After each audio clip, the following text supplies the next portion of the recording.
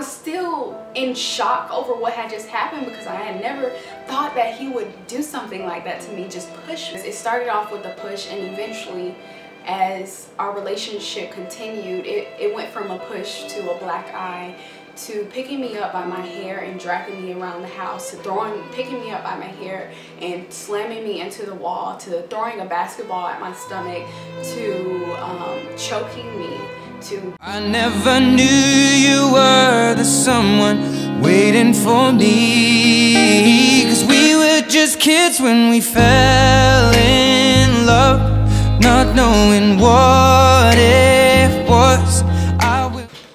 Hey you guys, it's Aaliyah here and welcome back to our channel. So as you guys can see, Emilio is not here today. He's actually working right now. And so I thought, what would be a better thing to do today besides share my story with you guys of how I became pregnant at only the age of 15 and how I overcame domestic violence as a teenager. So yeah, so before I get started, I just want to make it very clear that I do not promote teenage pregnancy at all whatsoever, but rather my goal of sharing my story and sharing this video with you guys is to actually inspire, and to inspire young women out there to continue to chase after their dreams and their education and their goals rather than boys and rather than toxic love at such a young age. So let's get started.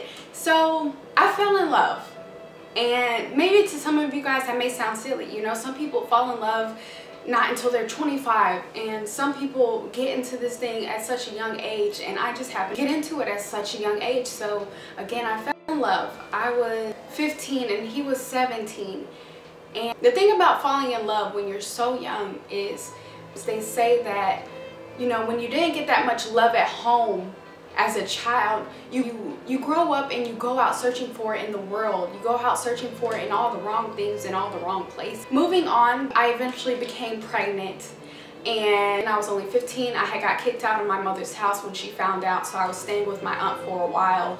My father was mad, my parents were mad. We already all kind of had a clashy kind of relationship, so that just kind of made it even worse. And eventually I moved back into my mother's house. So I was pregnant. And so our relationship was so good. It was great. I was in love. I thought that he was in love with me, and I can go on. And eventually though, you know, things began to go downhill. So when I was about 6 months pregnant, we had gotten into an argument because I basically caught him messaging other girls. And as I caught him, I began to cry, and as I began to cry, I was asking, you know, why would you do this to me? I don't understand. I mean, I was just crying and I just couldn't understand it. And so this was the first time that he had put his hands on me. So as I cried, and I kind of started walking with him towards his room because he started heading for his room. And this was our anniversary, by the way, and everything. So this was supposed to be a special day, and it ended up being one of the worst days because as I was following him to his room, just crying, like, why would you do this? I just kept asking why. He called me out of my name, and he pushed me to the wall, and I was about 6 months pregnant. So this was the first time that he had ever even put his hands on me. And so I called my grandmother, and I begged her to come get me. And I was bawling tears, and so I guess he had overheard me on the phone with my grandmother begging her to come get me. So he came out of his room because he had locked me out of his room also. So he came out of his room and he said, tell your grandmother never mind. And I told her never mind, and he hung up. I ended up lying to my grandmother, telling her, you know, I was just crying over the baby.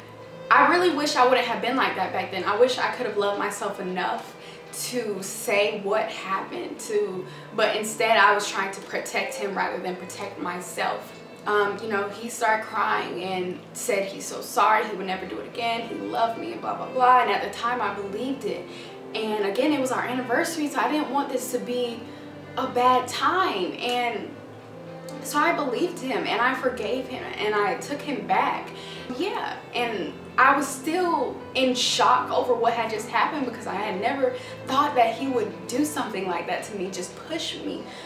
And some of you may not think that's a big deal, but now I look back, it was a huge deal because it started off with a push, and eventually as our relationship continued, it went from a push to a black eye, to picking me up by my hair and dragging me around the house, to picking me up by my hair and slamming me into the wall, to throwing a basketball at my stomach, to choking me nearly to death, where I couldn't breathe at all. I felt my circulation about to be completely cut off. I felt my face turning purple, to being burned.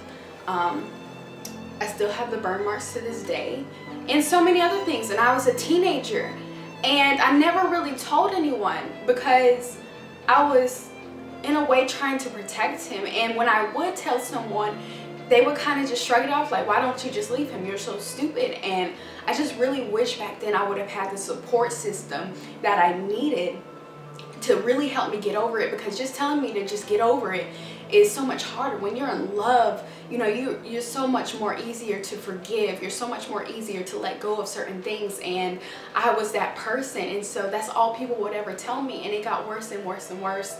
And the abuse would mostly happen when I would catch him cheating and I would try to leave him. So whenever I would try to leave him, that's when the abuse would come in, from him threatening to kill me and then himself. And I really believed him. I literally thought that one day, if I continue to be in this relationship, he's going to kill me and then kill himself. And I believed him. And it got to a point where instead of being in love, I was more in fear of him than I was in love with him. Eventually I had my baby, which was a beautiful moment. I had my baby, and I was really trying to get my life together and so many other things. And so eventually he ended up going to jail for all kinds of other things. And so I was by myself, and I was depressed. I was alone. I began to get into so many things, such as drinking and just so many things to cope with my pain and my depression, because no one was really there to really just sit down with me and explain to me exactly what was going on. I was so confused, and I just didn't get it. I didn't get why he couldn't be faithful to me. I didn't get why he had to hit me. I didn't get a lot of those things. It made me crazy, and being in that relationship made me a crazy person, because when you're in love and these things happen to you, it can make you so crazy. It made me crazy. It made me mean. It made me go off on everyone. I didn't understand it, and somewhere in my mind I still was so forgiving towards him, and I just couldn't understand that. You know, I was constantly crying, and I just didn't want to live anymore. I was diagnosed with depression in only the 4th grade and tried to commit suicide in elementary school.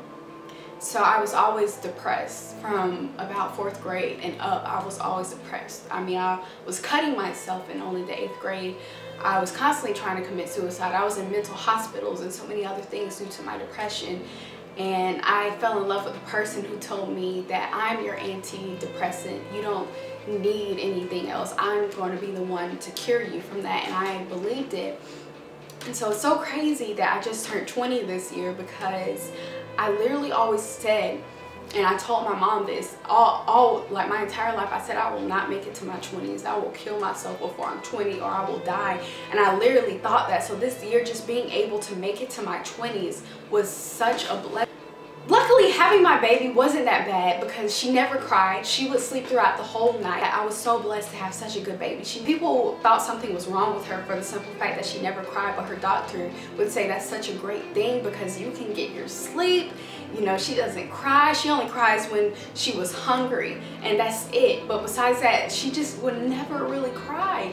I was blessed also to be blessed by these women who came to the hospital when I had her for young mothers, and they give classes and they show you from newborn CPR to feeding properly and all of these things. And I took those classes, so when I had her, it was like I knew exactly what to do with her. So I had no struggles as far as what to do with her. I am blessed to have been in the position that I was in, because and just for those women that came into my life and helped me and showed me how to be a mom, and helped me and showed me how to do all of these things with her, to be so young.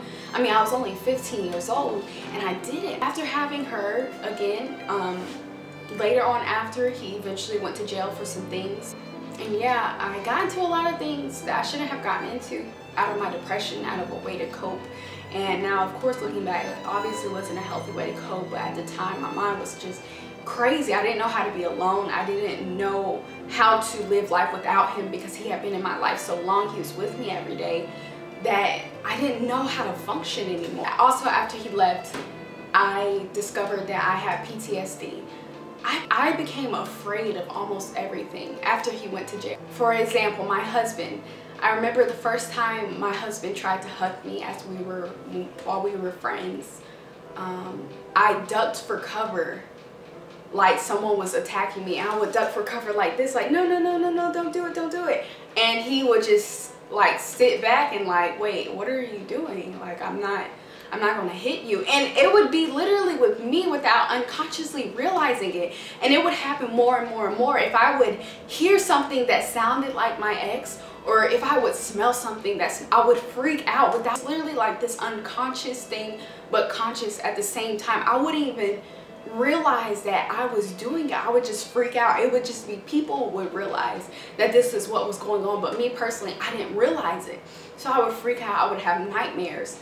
And even though he was in jail, I would have nightmares to the point where my mind believed that he was trying to break into my room and going to kill me for trying to leave him. This is how my mind worked. And it was so hard because I didn't know what it was. So that continued. And again, my husband, who was a good friend of mine, we've been friends since like 2012. And we've always known of each other since we were like 12 years old anyways.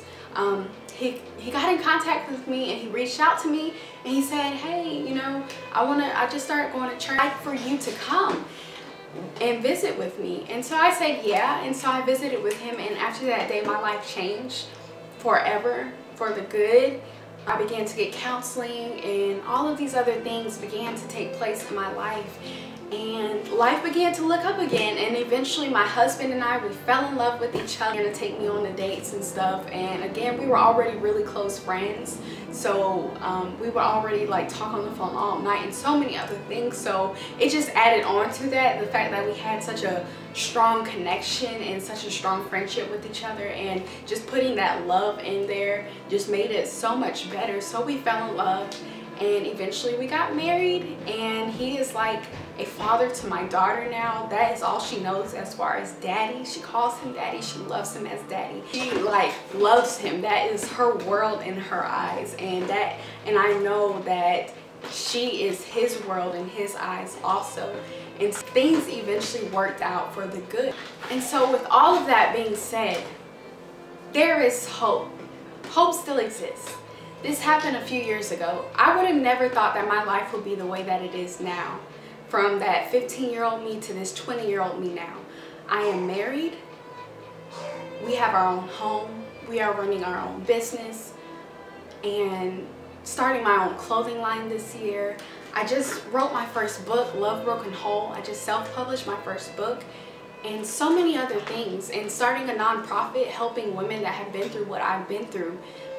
And it's just so many things that have happened within these few years. But it was something that I had to do in order for all of this to even work out.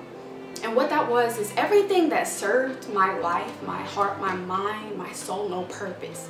Everything that just did me so bad, I had to let it all go. It wasn't allowed to come near me anymore. I had to tell it, you got to go. You got to get out of my life. Whether it was friends or family or exes or whatever it was, even if it was just a negative thoughts that constantly came to my mind, the depression, the anxiety, I had to release it. You know, I truly believe once you let go of all of these bad things, good will begin to come to you. And I began to attract good because I allowed it to come to me. Once I began to let those thoughts go, those insecurities go, that low self-esteem go, all of this good began to come to me, from confidence to a loving husband and so many other things that began to come to me. But I had to take that step and let these bad things go. I had to close that door. Not only close that door, but I had to brick that door to make sure that these things would never come back into my life, because I know I deserve more now. And you have to come to know that you deserve more now. It's okay to love yourself. It's okay to let go of that man that doesn't treat you right, because if he's not treating you right, it's not love. Love doesn't hit you. It doesn't hurt you. It doesn't cheat on you. It doesn't go out there and lie on you and do all of these things. Love helps you grow. It waters you daily.